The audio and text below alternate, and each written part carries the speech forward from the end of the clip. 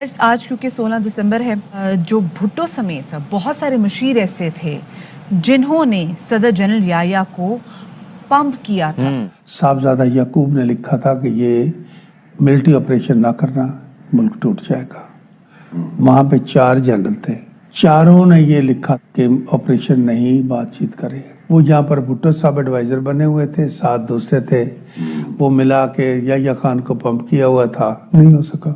उनको बार बार मुफ्ती वाले कहते थे कि ये कप्तान तुम मरवा दो तो तुम्हारी पूरे खानदान को माफी है हमारी। बिस्मिल्लाहिर्रहमानिर्रहीम, अस्सलाम वालेकुम। तो कैसे हैं आप लोग? उम्मीद करता हूँ सब खैरियत से होंगे। 1971 का जब भी जिक्र आता है तो पाकिस्तान में ये जानने की कोशिश की जाती है कि तब हुआ क्या था। कोई भी अंदाजे दुरुस्त हमें नहीं मिलते। कुछ हमारी किताबों में सियासी मंजरनामा जो लिखा गया है उस पर यकीन करना भी मुश्किल है, और कुछ ऐसी कहानियाँ जो हिंदुस्तान की तरफ से बनाई गई हैं और कुछ फर्जी जो कहानियाँ बनाई गई हैं उसके दरमियान में पाकिस्तान के वो कर्नल क्या कहते हैं जो इस जंग का हिस्सा थे।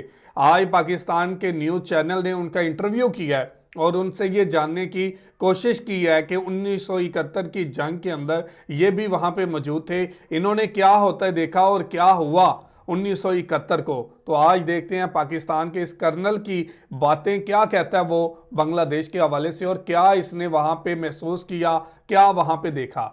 तो वीडियो की तरफ बढ़ने से पहले आप दोस्तों से गुजारिश है, अगर आप चैनल पर नए हैं तो चैनल को सब्सक्राइब करें, साथ बने बेल आइकन को भी दबाएं ताकि आपको वीडियो का नोटिफिकेशन सबसे पहले मिलता रहे। चलें वीडियो स्टार्ट करते हैं जी। हैवी गो। आज क्योंकि 16 दिसंबर है, सकूत ढाका का दिन है जब हमारा पाकिस्तान, हमारा मुल्क दो लख्त हुआ था। हमारे रिपोर्टर नईम अशरफ भट्ट ने मुलाकात की है और बातचीत की है रिटायर्ड कर्नल ZI फारूक से जो उस वक्त जंग का हिस्सा थे, और उन्होंने हमारे रिपोर्टर से बात करते हुए बताया कि उस वक्त जो भुट्टो समेत बहुत सारे मशीर ऐसे थे जिन्होंने सदर जनरल याया को पंप किया था बहुत सारे इश्यूज पे, स्पेसिफिकली सकूत ढाका के इशू को लेकर। और दूसरी जानिब मुफ्तियों ने, यानी कि मुफ्ती बाहिनी के जो वर्कर्स थे उनके साथ मिलकर भारत ने टैंकों के साथ हमला किया था। और हमारे पास जो जंगी अजीम के बेकार टैंक थे, आपके इल्म में भी होगा कि पैटर्न्स थे और फिर कुछ शर्मन्स थे, और उनके पास जो है वो जाहिर है कि जिस तरीके से उन्होंने हमला किया था तो वो समझ रहे थे कि हमारे पास मिलिट्री माइट बहुत ज़्यादा है। 65 में हमने उनको पिछाड़ा था, लेकिन 71 में कई मुहावजों से हमें जंग का सामना था और हमने अपने कलील वसाइल के बावजूद उसमें भी डटकर मुकाबला किया था। तो जनाब कर्नल फारूक साहब ने गुफ्तगू में मजीद क्या कहा, आपको ज़रा दिखाते हैं। मैं जूनियर कैप्टन था और मुझे हेडक्वार्टर में GSO-3 इंटेलिजेंस रख लिया। पहले दिन जाते ही मुझे 2 फाइलें मैंने पढ़ी देखी तो मेरे होश ठिकाने आ गए। ढाका में ऊपर ठीक है, अंदर अंदर गल चुका हूँ। फरवरी में साहबजादा याकूब ने लिखा था कि ये मिलिट्री ऑपरेशन ना करना, मुल्क टूट जाएगा। वहाँ पे 4 जनरल थे, चारों ने ये लिखा कि ऑपरेशन नहीं, बातचीत करें। वो यहाँ पर भुट्टो साहब एडवाइजर बने हुए थे, 7 दूसरे थे। वो मिला के याह्या खान को पंप किया हुआ था तो उसका इतना सेंस नहीं था। ऑपरेशन हो गया, 1 महीने में हमने पूरा का पूरा इस पाकिस्तान क्लियर कर लिया। वो सारे भाग गए इंडिया की तरफ। अक्टूबर में फिर इंडियन आर्मी साथ मिलकर के कर रही थी। 20 नवंबर को ईद थी। 23-24 जगहों पर इन्होंने हमला किया। इंडियन ने बाकायदा बहुत बड़ा हमला हुआ टैंकों के साथ। हमारे पास सेकेंड वर्ल्ड वॉर के रिडंडेंट टैंक थे, थोड़े से 2 जहाज और 6 टैंक हमारे मारे गए, लेकिन उसको वार डिक्लेयर नहीं किया गया। जंग कब कहते हैं? जब 3 दिसंबर को हमने यहाँ से हमला किया है, वेस्ट पाकिस्तान से। पहले होता कि जी हमारे 3 डिवीजन थे, बेसिकली 1 डिवीजन था वहाँ पे टैंकों वाला, क्योंकि जो डिवीजन यहाँ से भेजे गए थे उनके साथ आर्टिलरी गन्स नहीं थी। ये ऐसे था कि जैसे इंटरनल सिक्योरिटी ड्यूटीज पर नहीं जाते। हालत आपकी क्या थी? नेवी आपकी जो थी, उनके पास इक्विपमेंट क्या था? टोटल 4 गन बोट्स थी, समंदरों के वो दरियाओं की पेट्रोलिंग वाली। एयर की आपके पास 15 जहाज थे, F-86 सेबर पुराने बुड्ढे वो थे। और इंडिया ने उन दिनों नए MiG-21 खरीदे थे, लेकिन जो 2 दिनों में लड़े हैं बहुत खूबसूरत लड़े, और उसमें भी उनकी इतनी खूबसूरत परफॉर्मेंस थी कि मोर देन 13 जहाज इंडियन मार के रह गए, हमारे 2 गए। लेकिन कैपेसिटी इतनी थी आपकी वहाँ पर, यकतरफा था। 2-3 दिन के अंदर अंदर ये पता लग चुका था कि हम नहीं लड़ सकेंगे। हमारे सिपाही बहुत खूबसूरत लड़े। सिपाही जब मैं कहता हूँ उसमें जनरल शामिल है। डे नाइट मैंने सबको एक करते देखा, किसी को ये मालूम नहीं था। मैं खुद एज ए यंग अफसर 3-3 जगहों पे अपॉइंटमेंट कर रहा था, लेकिन at the same time it was beyond अस। ये नहीं सोचा था कि सरेंडर हो जाएगा, क्योंकि ये अचानक ही था सरेंडर का। हालात तो लड़ने वाले कोई नहीं थे, पहले से ही नजर आ रहे थे, लेकिन सरेंडर जो था ये एक सर पे एक पहाड़ गिरा था। बहुत दुख हुआ और हम लोग इकट्ठे कि यार किसी तरीके से हम कुछ हथियार छुपा लेते हैं, फिर निकल चलते हैं, फिर ये करते करते, लेकिन हालात कोई नहीं थी। अगर तो फोर्स 2-4 हज़ार, 10 हज़ार, 15 हज़ार भी हो ना इकट्ठी, तो सरेंडर नहीं हो सकता। आपकी पूरी फोर्स टुकड़ियों में थी। आप दरिया के उस पार बैठे हैं, मैं इधर बैठा हूँ, क्या कोऑर्डिनेशन हो गए, दोनों पे हमला हो रहा है। हमारे 43 सोल्जर्स थे, 43,000, जिनमें से 8,000 शहीद हो गए। फिर उसमें जो ले जाते थे ना वहाँ पे, कई लोग तो वापस नहीं आए, कहाँ गए इंटरोगेशन के लिए जो ले जाते थे। सबसे जो टफेस्ट सफर था वो था ढाका से लेके कैंप में आने का। मालगाड़ियों के डब्बे में हमारे लोगों को ऐसे भरा गया सामान की तरह, कोई सांस लेने की भी जगह नहीं, धकेल धकेल के, और बाहर से लॉक कर दिया। अब बंदे प्यासे, भूखे, पेशाब भी बीच में, दूसरे बैठने की जगह नहीं है ना, पखाना बीच में होगा। 3 दिन और 4 रातें सफर था। उन्होंने जब डब्बा खोला, हमारे बहुत सारे पागल हो गए थे, बेहोश हुए हुए थे, कुछ मर गए थे। जो खुशकिस्मत जो 2-4 अफसर निकले हैं, बट सुरंग खोदी थी उन्होंने बाथरूम के अंदर से।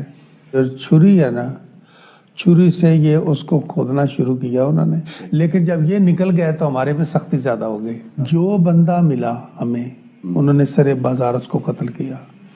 वहाँ एक एसपी था नसीरुद्दीन शाह, उनका बेटा था नसीम शाह, अकलौता बेटा।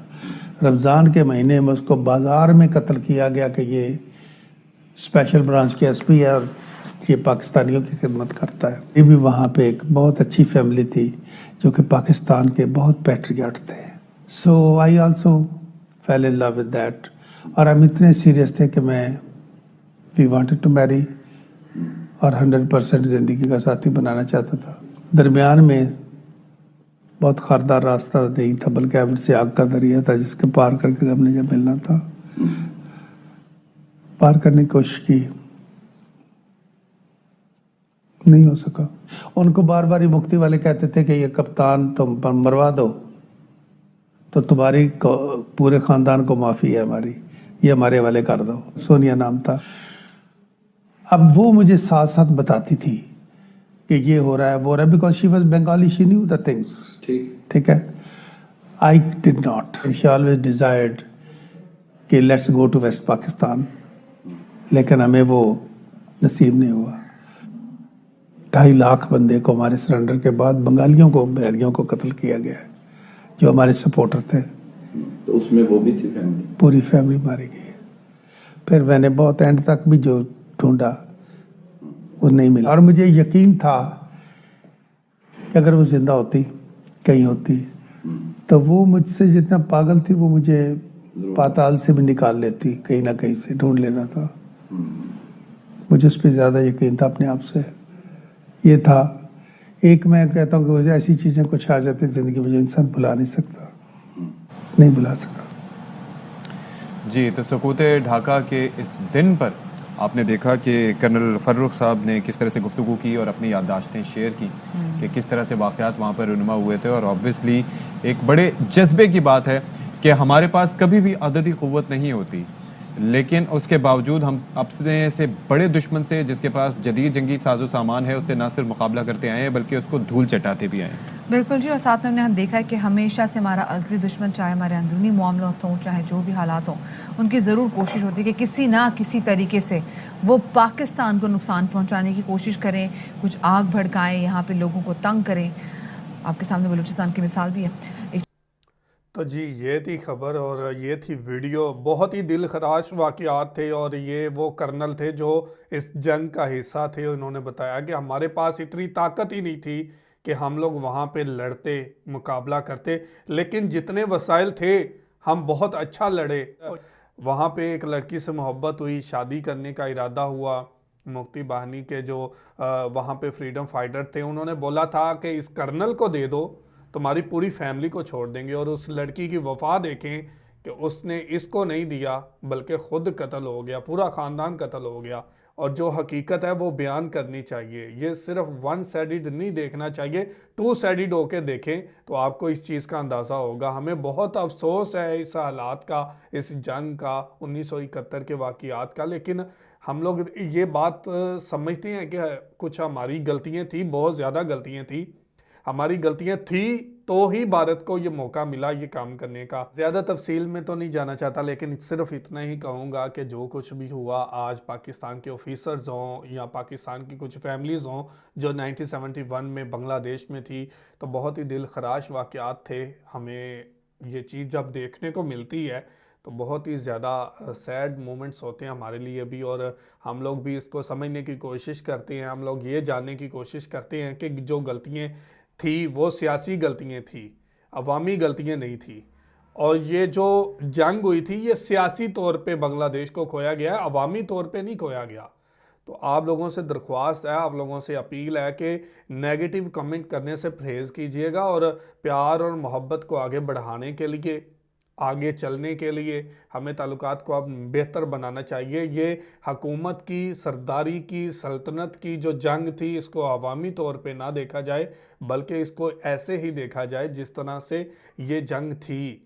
ये हुकूमत की ताकत की जंग थी। यहाँ पे जुल्फ़िकार अली भुट्टो थे, याह्या खान थे, शेख मुजीबुर रहमान थे। ये वो किरदार थे जो इस जंग की वजह बने, जो इन सारी प्रॉब्लम की वजह बने। उसके बाद इंसाफ अल्लाह ताला की ज़ात करने वाली है। तो ये थी आज की वीडियो। आप इस वीडियो के बारे में क्या कहना चाहते हैं ज़रूर कमेंट करके हमें बताइएगा। बहुत शुक्रिया।